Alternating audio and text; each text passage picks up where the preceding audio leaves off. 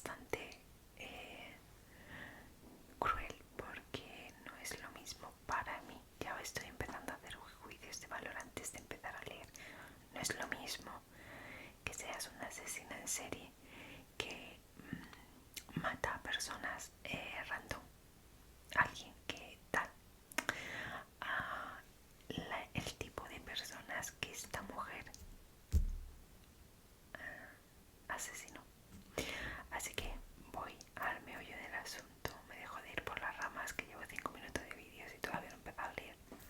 Así que no te vayas y espérate, que es bastante interesante. Y vamos allá. Tenía 7 años y su vida era un martirio. Su exigente padre la hacía trabajar junto a sus hermanos en el campo. Sacaba yuyos a mano pelada. No sé qué son yuyos. Lo podía haber buscado antes. Sí, lo voy a buscar ahora también. ¿Qué son yuyos? Yuyos. Según Google, son malas hierbas. Araba y sembraba la tierra con sus dedos pequeños y no la dejaban jugar porque eso era perder el tiempo. Por eso, el día que le dijeron que irían en tren a visitar a unos familiares a Alabama, se sintió emocionada frente a semejante aventura. Nunca había asomado su nariz más allá del alambrado de la granja o la escuela y jamás habían tenido vacaciones.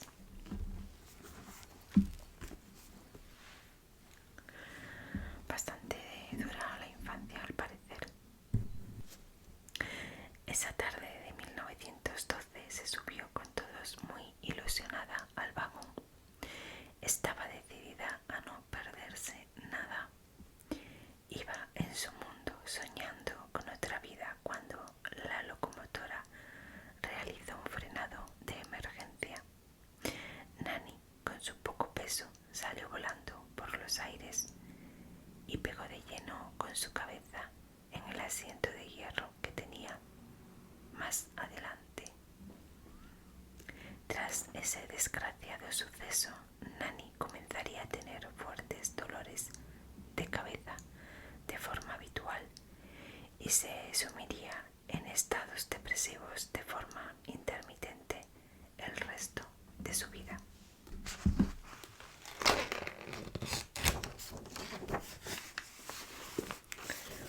Voy a intentar pasar las páginas lo más suave posible porque son muchas. El golpe sería una gran excusa para justificar sus cuantiosos crímenes, asesinatos a sangre helada que cometió sin perder ni por un segundo su sonrisa amable.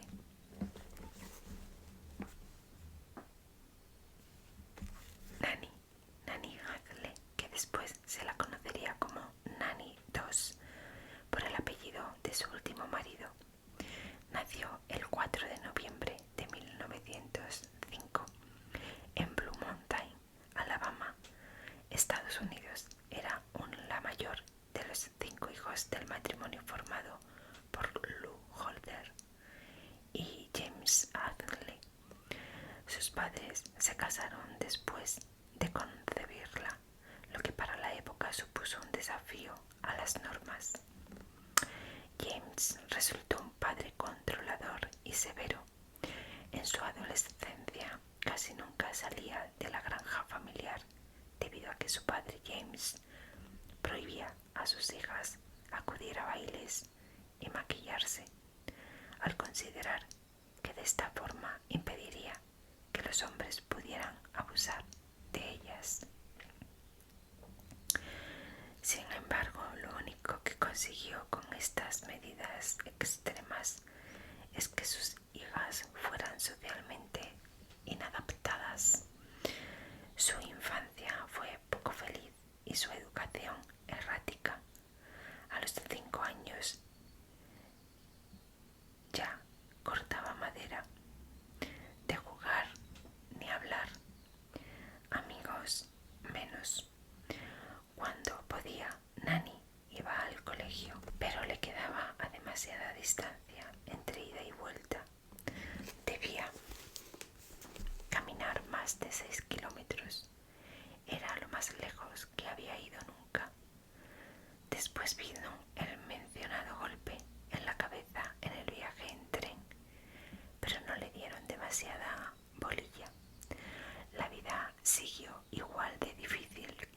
amores. Cuando llegó a la adolescencia, solo encontraba placer en leer las revistas del corazón con historias de amores rosados y las columnas de los corazones solitarios. Soñar funcionaba como un escapismo. Cuando Nani cumplió 15 años, comenzó a trabajar en una fábrica de textil en la localidad cercana de Aniston, donde conoció a Klaas Brag, un hombre de 20 años que vivía con su madre soltera. Pronto se hicieron amigos y comenzaron a acudir a la iglesia juntos, contrayendo matrimonio en 1921, tras 4 meses de noviazgo, y con el beneplácito de su padre. Muchas décadas después, Nani afirmó: me casé como quería mi padre. Su madre, soltera por su suegra, tomó mi vida por completo cuando nos casamos. Ella no veía nada malo en lo que hacía él.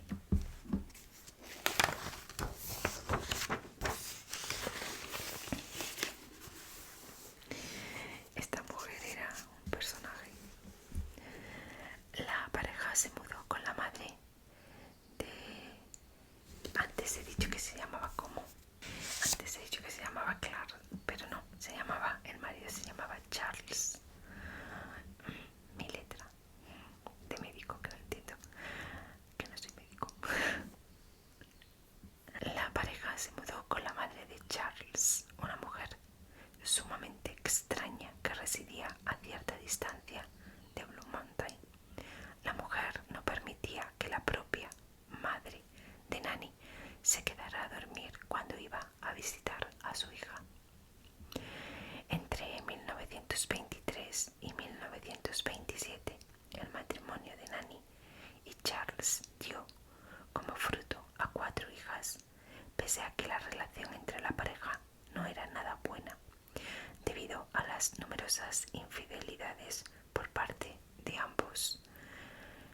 Nani, estresada, comenzó a beber y su hábito de fumar ocasionalmente se convirtió en una fuerte adicción. Al igual que Nani, Charles desaparecía durante días, emborrachándose de forma cada vez más frecuente, debido, según explicó, al gran estrés que padecía por las continuas peleas entre su madre y su esposa. El año 1927 sería un año trágico para el matrimonio, ya que en cuestión de 2 semanas perdieron a 2 de sus hijas, aparentemente por una intoxicación alimentaria. Ya empezamos. Brag llegó a casa del trabajo y encontró a una de sus hijas tirada en el piso de la cocina. En las 2 ocasiones fue casi igual y las menores estaban muertas. Nani quiso hacerle creer a su marido que podría haber sido por un envenenamiento accidental, pero Brag desconfiaba de ella y empezó a temerle a su mujer. Sus hijas, se decía, estaban bien cuando él partió a trabajar. ¿Cómo podía ser que después del desayuno hubieran muerto? En ambas oportunidades, el seguro pagó una pequeña suma de dinero por sus fallecimientos, pero Brag se sentía en peligro y no se dejó convencer por Nani. No confiaba en Nani, así que no comía ni tomaba nada que preparara ella. De hecho, muchos años después lo bautizaron Charlie el suertudo. Ya veremos por qué. Como hemos dicho anteriormente, Charles sospechaba que las muertes de sus hijas habían sido causadas por su mujer y decidió marcharse, llevándose consigo a su hija mayor, Melvina, dejando a Florine, recién nacida, con Nani.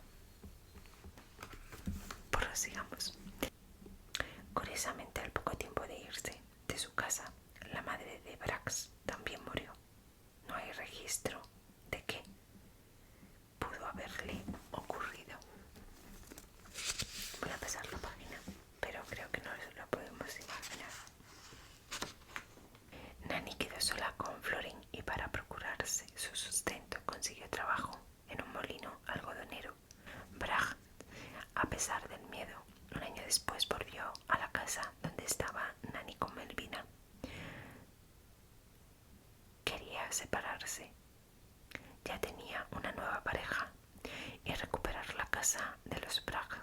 Era el verano de 1928. Logró el divorcio y Nanny terminó yéndose a vivir a lo de sus padres con sus dos hijas, Melvina y Florine.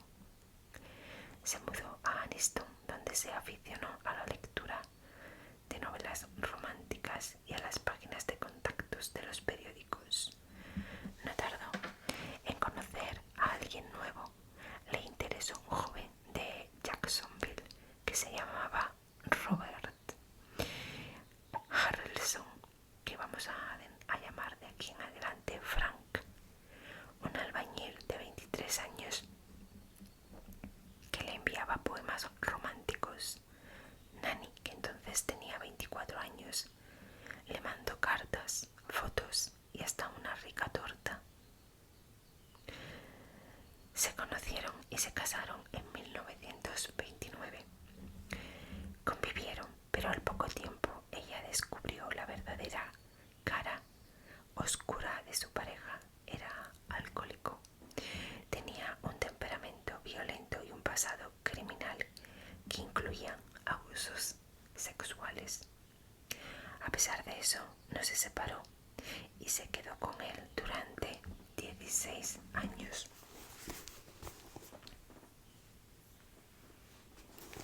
Ya os digo, fue el matrimonio más largo que tuvo. En ese lapso vital, Melvina, su hija mayor, se casó y dejó de vivir con ellos. En 1943, Melvina tuvo un hijo al que llamó Robert Lee Haynes. 2 años después, embarazada de 8 meses, le pidió ayuda a su madre porque estaba por nacer su segundo hijo. Nanny fue a socorrerla. Después de un parto largo y doloroso, nació otro varón. Melvina, atontada por el éter que le habían suministrado, creyó ver desde su cama de hospital algo siniestro. A su madre introduciendo una aguja en la calota del recién nacido. A las pocas horas el bebé murió. Tampoco sé qué es calota. Vamos a San Google. Perdonar mi incultura médica. La calota es la parte superior y externa del cráneo. No lo sabía. Melvina se preguntó horrorizada si lo había soñado. Había sido una pesadilla lo que había visto. Se lo comentó a su marido, Mossy, y a su hermana Florine, pero el certificado de defunción que habían hecho los médicos decía muerte súbita. Melvina optó por pensar que había sido una alucinación producto de lo que le habían dado, aunque el rum rum de lo sucedido con sus hermanas años atrás retumbaba en alguna parte de su cuerpo.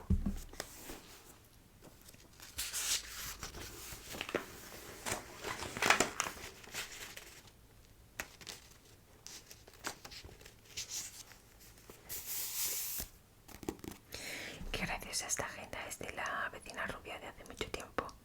Y viene aquí Abril, ¿no?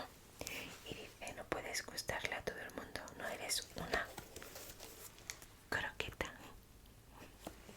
Me ha parecido gracioso.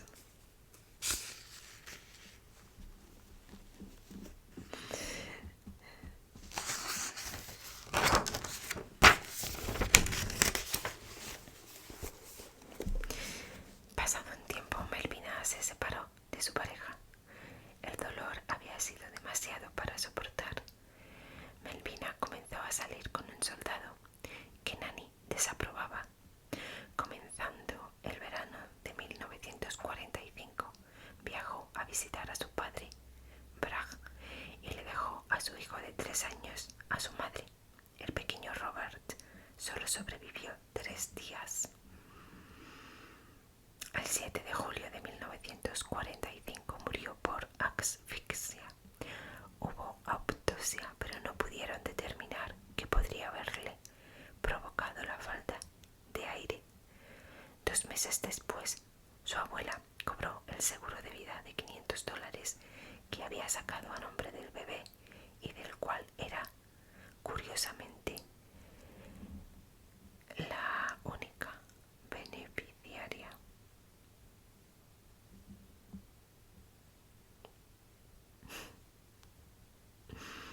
Un mes más tarde le tocó el turno a su marido Frank.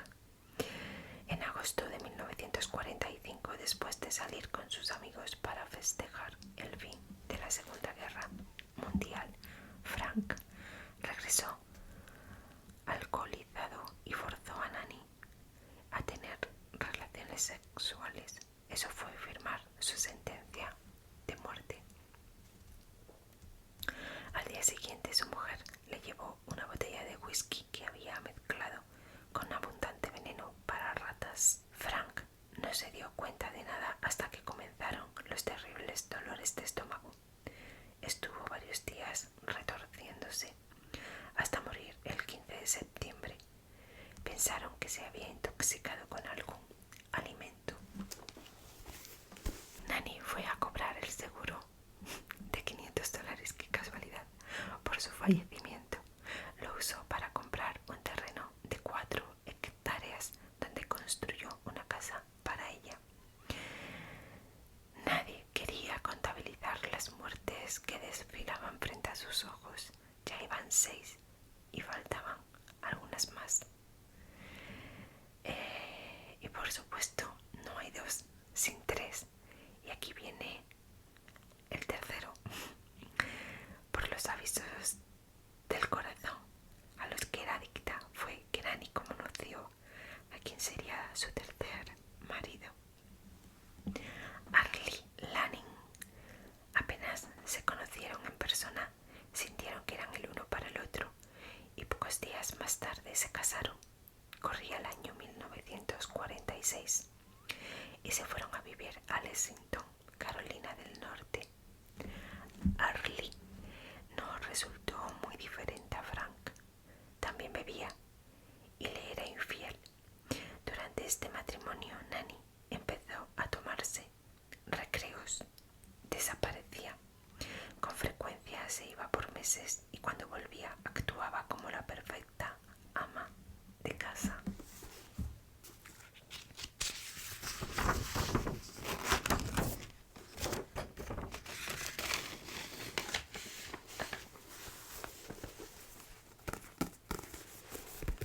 Seguimos con doña Nanny.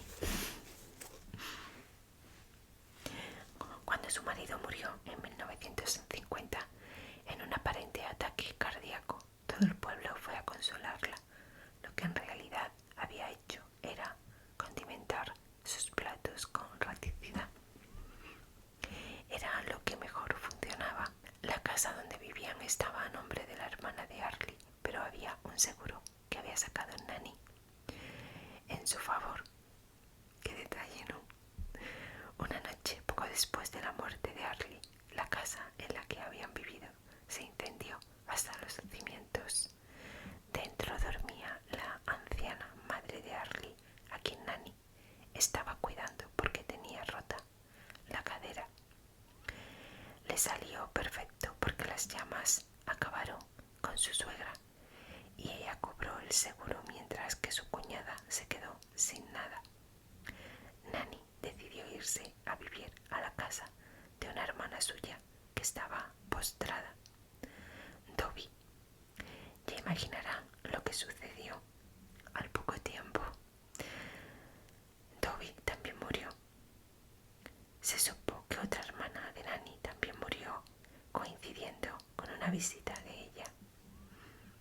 Ambas mujeres, antes de sucumbir, habrían experimentado síntomas similares, como fuertes retortijones de estómago y convulsiones violentas. Tras la muerte de Arlie, Nanny decidió unirse al Diamond Club, un club que se dedicaba a encontrar parejas a sus miembros. El amor era su obsesión. Así fue que encontró en 1952 a Richard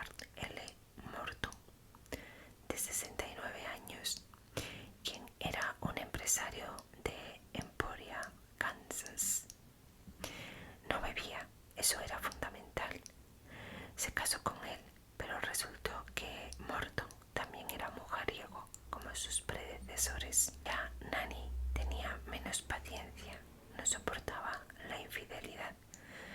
Pues menos mal que antes tenía paciencia. A principios de 1953, la madre de Richard, Luisa, decidió mudarse a la casa de su hijo para poder estar más cerca de él. La relación entre Nani y Luisa fue extremadamente mala desde el primer momento en que se conocieron. Para Nani, la idea de convivir con su suegra resultaba insufrible, por lo que la envenenó 2 semanas después de que Luisa se mudara con el matrimonio. Su marido Richard no tardó en seguir los pasos mortales de su madre y murió el 19 de mayo de 1953. En su certificado de defunción podía leerse muerte natural, pero la realidad desconocida era que había pasado los últimos 3 meses en una pesadilla luego de haber bebido un termo de café preparado por su querida Nani y que estaba contaminado con altas dosis de arsénico. Poco después conoció a Samuel II. Como siempre pasaba con ella, todo sucedía a la velocidad de la luz. Se enamoraron y se mudaron juntos a Tulsa, Oklahoma, en el año 1954. Enero. Samuel era un hombre distinto al resto de sus maridos. Era religioso, iba a la iglesia y desaprobaba las novelas de amor rosadas que devoraba Nani. Pelearon y ella se marchó, pero terminó volviendo con él cuando Samuel la puso como adicional en su cuenta bancaria y la puso como beneficiaria de sus 2 pólizas de vida.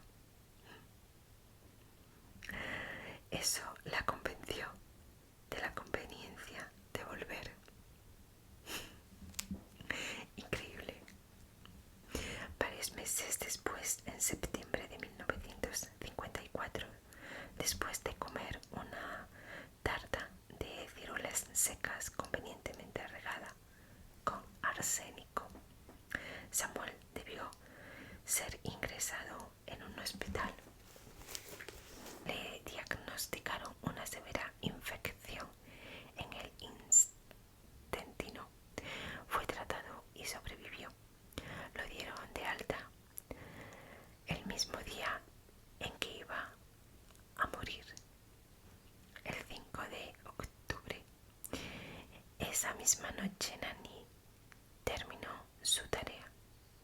Le preparó café como bienvenida con otra buena dosis de arsénico. Samuel no era un tipo desconfiado, confiaba demasiado en Dios. Esta vez su método preferido sí funcionó. Pocas horas después, seguramente pasándola muy mal y con Nani como único testigo, dejó de respirar. Días después, Nani corrió a cobrar 2 pólizas de seguro. En esta ocasión las cosas se dieron de una manera diferente. El médico de cabecera de Samuel II no se conformó con las tontas explicaciones de Nani sobre la extraña muerte de su paciente y se le empezó a acabar el cuento. Solicitó una autopsia y el juez la autorizó. La misma reveló que en su cuerpo había una cantidad de arsénico para matar a 20 hombres. Con el resultado en sus manos, el médico alertó a la policía, quien se presentó de inmediato en la casa de los 2. Nani no se resistió. Solicitó a los agentes autorización para llevar el último número de la revista Romantic Hearts que tenía sobre la mesa del living. Así tendría algo para leer y entretenerse si se daba el caso que tuviera que esperar. Cuando la confrontaron con lo que habían averiguado en la autopsia, se vio acorralada y horas después terminó confesando. Quedó arrestada. La información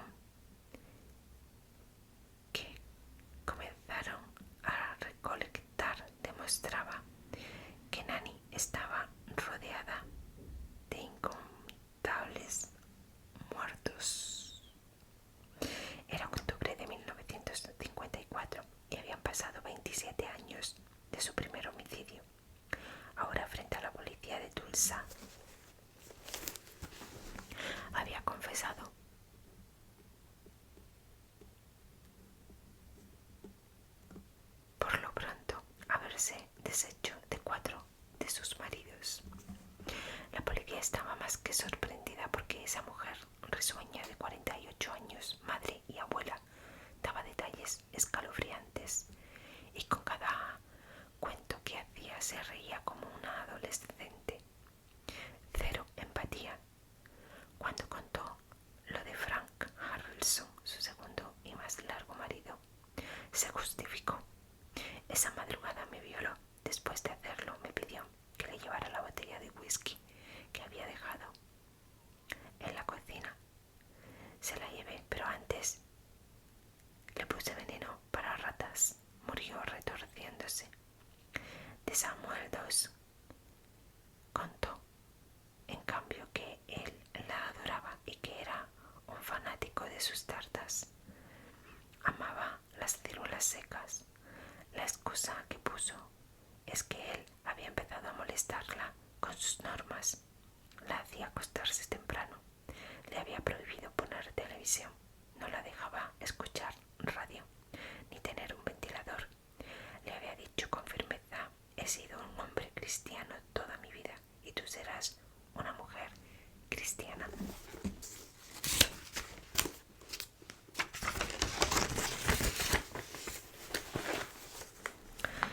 Después de esa frase reconoció, se quedó tan molesta que había procedido a colocarle la primera porción de veneno en la tarta. Cuando le preguntaron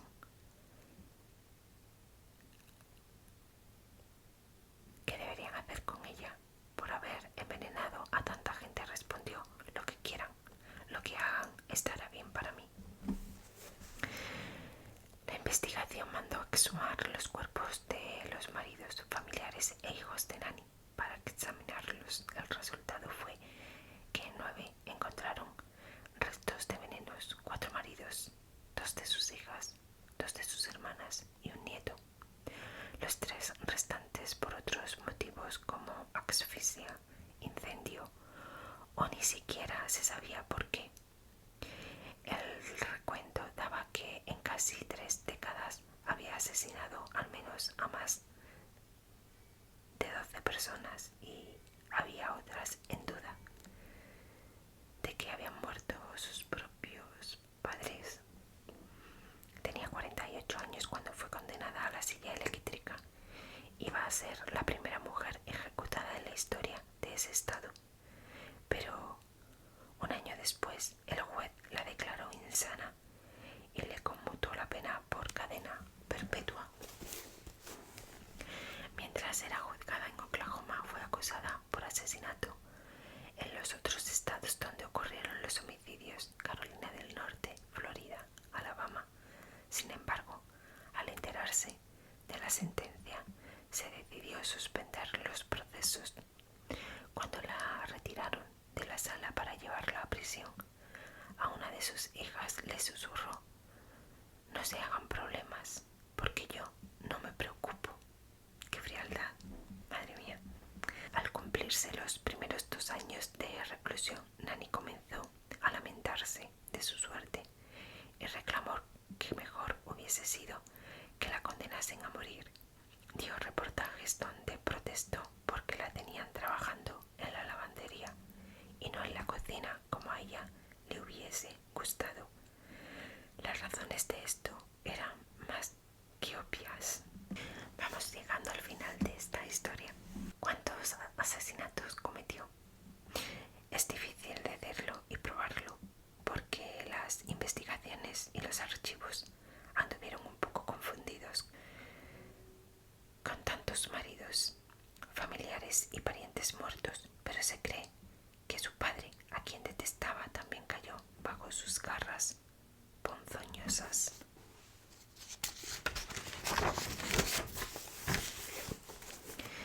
Además, hay un periodo de su vida del que no se tiene registro alguno. Nani había vivido en Nueva York y en Idaho. ¿Qué tendal de muerte podría haber dejado por ahí? Quién sabe. Lo que sí se supo es que por esos pagos habría estado casada con un tal Hendrix.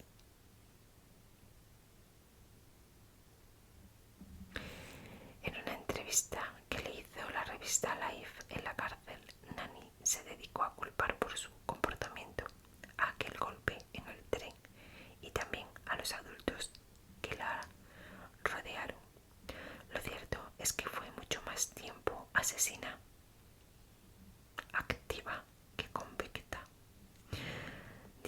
años exactos después de ingresar a la cárcel, murió de leucemia. Fue el 2 de junio de 1965 en la penitenciaría de Oklahoma. Nanny buscaba el amor perfecto, pero por sobre todo no ser importunada por nadie. Era de armas tomar, y si algo no le resultaba, simplemente recurría a su mágica botella amiga. Y hasta aquí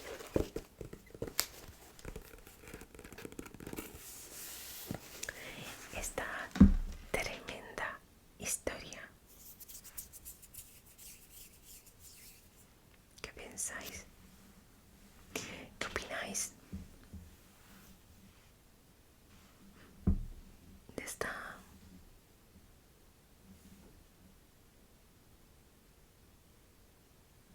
Es que llamarla persona me parece demasiado grande, de esta monstrua.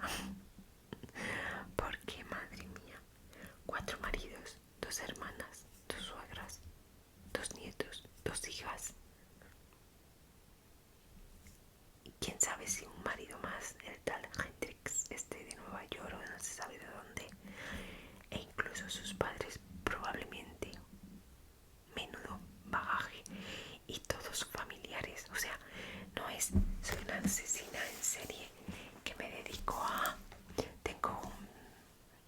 Soy una psicópata que me dedico a matar a gente que... yo qué sé, no sé. Es que eran de su familia, sus hijas, sus nietos, sus padres, sus hermanas, sus maridos. Y hasta podría no justificar, entender ciertos comportamientos cuando la gente vive al límite. Pero sus hermanas, sus hijas, sus nietos.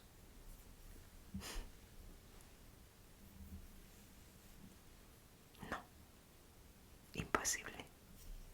Cadena perpetua y es poco. Condena a muerte también me parece poco.